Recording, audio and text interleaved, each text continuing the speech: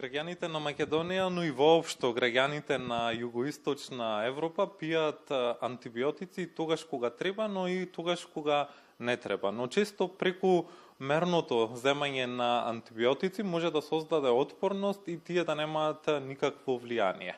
Токму на оваа тема, како што најавивте, разговараме со доктор Веле Тодоровски. Докторе, добре дојдовте во Македонија наутро. Кажете ми за почеток кога граѓаните треба да бидат сигурни дека треба да почнат да користат антибиотици? Добро утро, благодарам на поканата и добре дојдовте.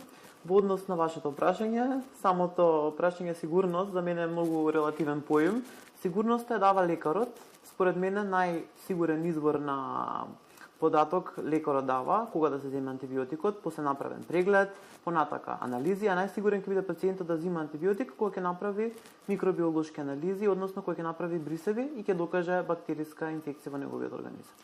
Што третираат антибиотиците и како правилно се употребуваат истите? Так. Антибиотиците се дел од антимикробните средства, значи тие се лекови кои што се користат при бактериски инфекции. Тие имаат два механизми на дејство: бактерицидно, односно да го уништат микроорганизмот, или бактериостатско, да го превенираат, односно да го запрат неговиот развој во човековиот организам.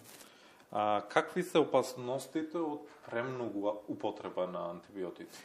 Антибиотиците, односно нивната нерационална употреба, води кон забрзан развој на отпорност, односно резистентноста на бактериите кон антибиотиците, а тоа друга страна пак представува голем ризик во медицината, особено во гранките како хирургијата, интензивното лекување, кога ќе се намали ефикасноста на лекот или се губи ефикасноста на лекот. Од друга страна, тоа води кон појава на бактерии кои што се резистентни, односно отпорни на повеќе антибиотици. Тоа ќе доведе до појава на инфекции кои што може бидат и смртоносни од типот на сепса.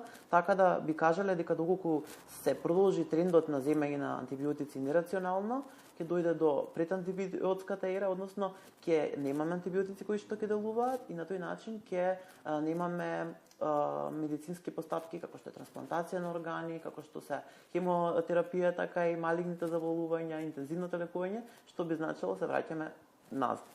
Во Македонија се забранети продавањето на антибиотици без рецепта препишана од лекар. Кој го регулира тоа? Има ли некаков начин и систем на регулација? Така, значи во аптеките лекот, антибиотикот се подига исклучиво со рецепт. Дали е тоа лек антибиотик што потпаѓа под позитивната листа од фондот, дали е тоа лек што не потпаѓа под позитивната листа, значи исклучиво со рецепт.